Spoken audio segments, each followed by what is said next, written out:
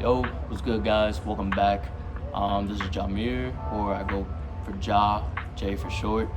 I have a couple different aliases. If you don't know, I'm the creative director behind Caden Leroy. So this video is going to be a little bit different today. I wanted to record this video with the purpose of showing you guys my process of how I design a collection and kind of just sharing the necessary steps in order to help you guys make your design process easier, or just show you the kind of steps I use that help me design, whether it be a collection, a garment, or a few pieces, whatever the case may be. I'll first start by saying there isn't a specific right way to design your collection. It's all about finding what works best for you, and then to me, once you find which works best for you, is creating that system and kind of implementing a structure and then following it as it would be like step 1, step 2, step 3, and what may work for me may not work for you.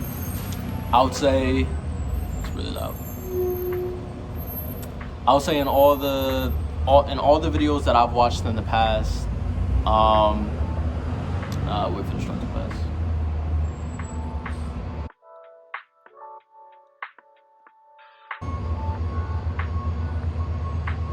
There's just mad trucks just passing. It takes the truck like 5 minutes. Okay, cool, he left. Pretty much, I watched a whole bunch of videos in the past that show you how to design a collection and the process when it comes to it. One thing that I've taken away is that it's good to implement what other people do, and then again, just bring it into a way that works best for you, and a set system that is going to be beneficial for you. So I hope these steps can help you guys to take whatever I give to you, and you can just implement it in your own way. Okay. So I think the first step is to establish is your inspiration, right? I think that's step number 1, or however you want to put it. Step number 1, right? Is your inspiration. To me, inspiration can be, you can get any inspiration from anything. It can start with the fabric. It can start with you being on vacation and seeing something that caught your attention. It can be maybe somebody who acts as a muse. It can literally be a specific theme.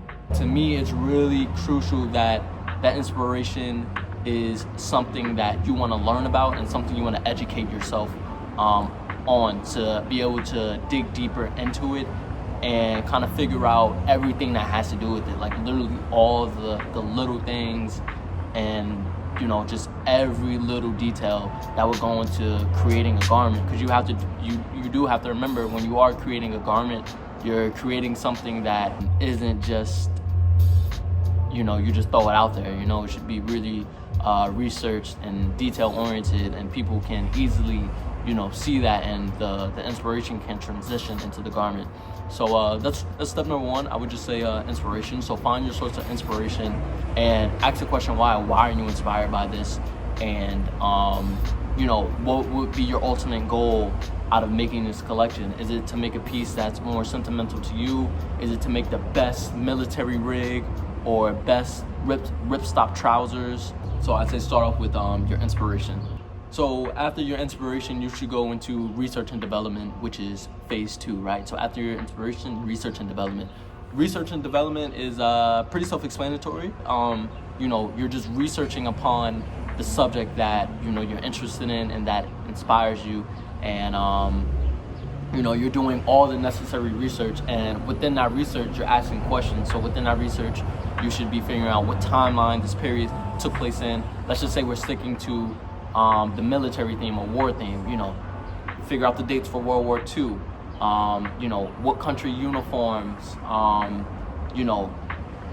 inspired you the most? Was it Britain? Was it Japan? Was it the US?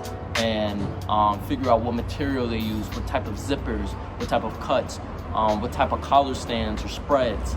I want to go into all those details again, down from fabric to trimming, and why. And I think normally what I do is, you'll see in the clip that normally what I do is I'm figuring out, why. I'm asking the questions as to why this inspires me, or not even why it inspires me, why it's important, and why was it necessary, for this specific subject, and I think just not even thinking about a garment, I think that's the key thing in this.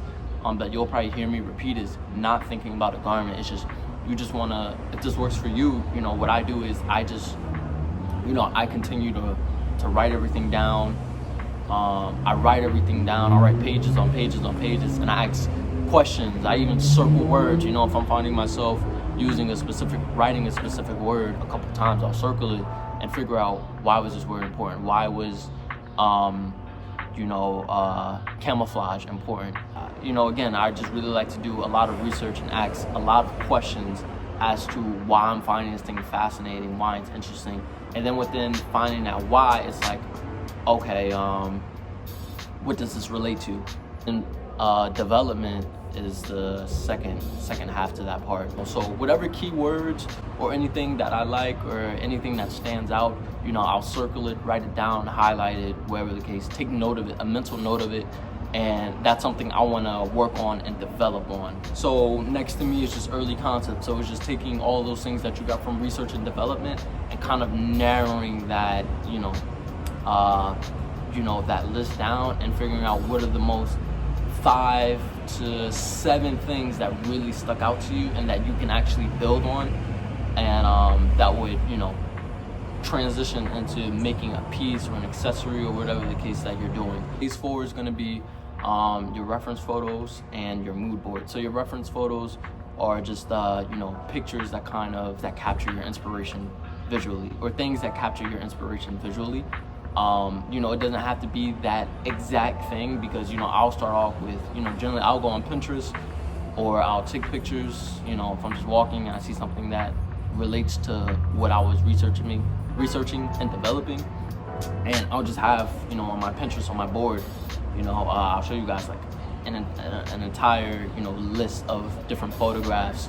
So it doesn't have to be anything specifically tailored yet. You kind of just want to get things that just really pique your interest, and photos that that help add to the element of just researching and developing.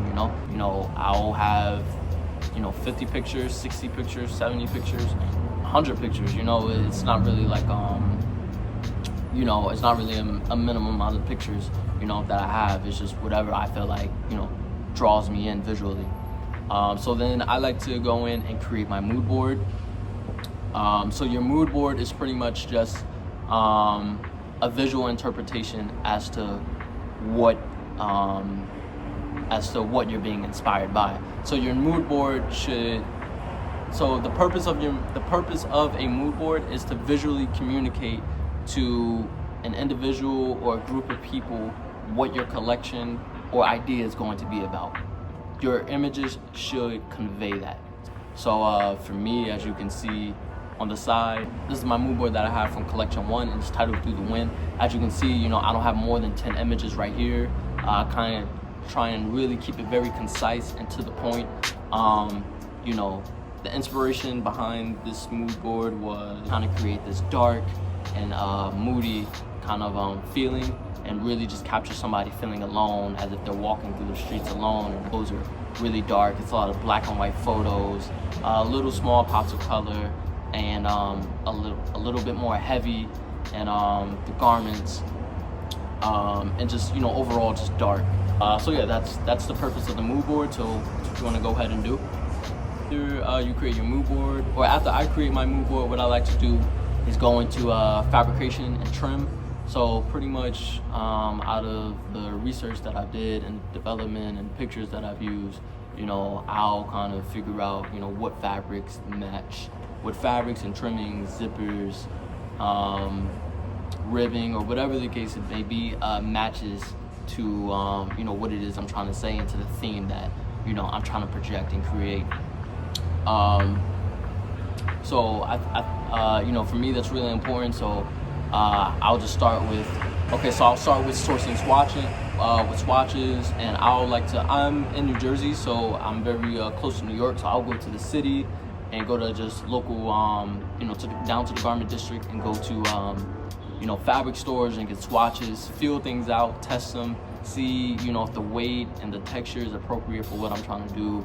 Or, you know, sometimes I'll even source fabrics online, which you can do research online and find different fabric mills or whatever that, you know, sometimes they'll send you free swatches. Etsy's a good one too, where you can get swatches, but sometimes you'll pay, but, you know, nothing crazy. Obviously, you know, for me, what I've learned is, you know, it's good to get swatches just so you can get a test and really see how the garment could potentially hold up before, you know, investing, you know, money into getting, you know, yardages.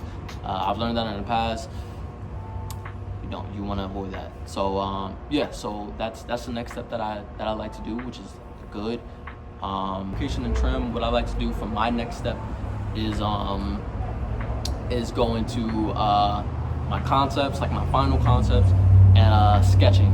So I'm personally not the best sketcher. I wouldn't consider myself a great sketcher or anything like that. You know, I have practice, and you know, my sketching style matches me. So I don't think you have to be, you know, a great sketcher. If you are, that's great. Like, it's super hard, but you know, you don't have to be a great sketcher as long as you can understand and interpret what you're trying to, what idea you have. You know, that's all that matters.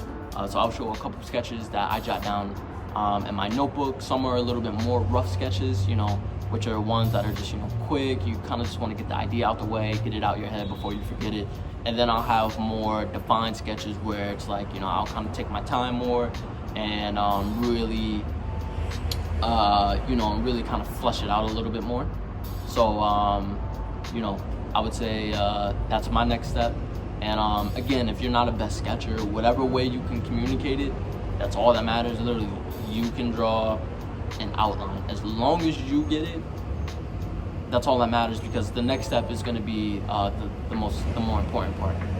In phase 6, which is the final phase that I like to do, that concludes my process, are flat sketches. So with my flat sketches, I don't think I have any of my flat sketches crazy. I lost a notebook and I threw away some of my old flat sketches, which I should have kept. And I think about it, but I'm gonna put some on the screen so you guys can see you know, some ideas of flat sketches. But a flat sketch pretty much is your garment without a figure. It's just gonna be, let's just say you're doing, you know, a hoodie. You're just literally just gonna draw the outline of the hoodie and then all the little details that you want your hoodie to have. So you want it to have a kangaroo pocket, you know, top stitching, you know, ribbing at the cuff, maybe it might have strings, maybe it doesn't have string, whatever little details. And normally you are supposed to have a tech pack, which you give the manufacturer that you're working with, or whoever's gonna, you know, create your clothes. You know, if it's you sewing your own clothes, which is a super plus, then, you know, you don't really have to worry about this part looking super crisp. They know how to make tech packs, but they can understand your garment if you, like, again, you've done all the research, you've done all the things, you know, all the things prior where you can explain to them. And then with your flat sketch, it's just literally just a garment, and that's what you show them. You know, you can show them your sketches, but the flat sketch is a lot more digestible. It's clear and it's very clean and crisp. You know, it's just straight lines, literally no shading. It's just the outline of the garment and then the details that go within it. So, you know, from your hoodie to your pant to a bag, and I think it's good. And for a flat sketch, you always want to do the front and back, and then you can do additional you know, angles. And then next to my flat sketches, I'll type out you know, all the details that go into it. So I'll have them drawn, and then, you know, I'll write them out just so I kind of know every little detail of my garment, and then I could give it to whoever that I'm working with, so we kind of both understand and there's no communication errors. So you want to be really precise with your flat sketches, and then especially that detail list, because with your flat sketch, you know, I'm literally just handing over, you know, my garment to my manufacturer, and I'm saying, and you know, I'm letting them know, like, hey, everything that I want done is within this paper or within this sketch, and they're literally just gonna follow that. So if you have, you know, big top stitching, or, you know, in your sketch, you know, your arms are super long, that's what they're gonna create. So you have to be really specific, and, you know, I try to be really specific with that. So that concludes my design process. I hope that you know, made sense to you guys. I tried to break it down, and I hope that helped. And again, whatever works for me may not work for you, but this was just to share you know, my process, and you know, kind of help you guys you know, understand what yours may be. This is gonna be part 1 to this video, and then you know, we'll get into part 2. We go into actually creating the garment and making it 3-dimensional, which is the super fun part. So thank you guys. Please, again, comment, like, subscribe, and share this video. And you know, let me know if you guys have any questions. I'm always down to answer any questions down in the comments. And yeah, peace. See y'all.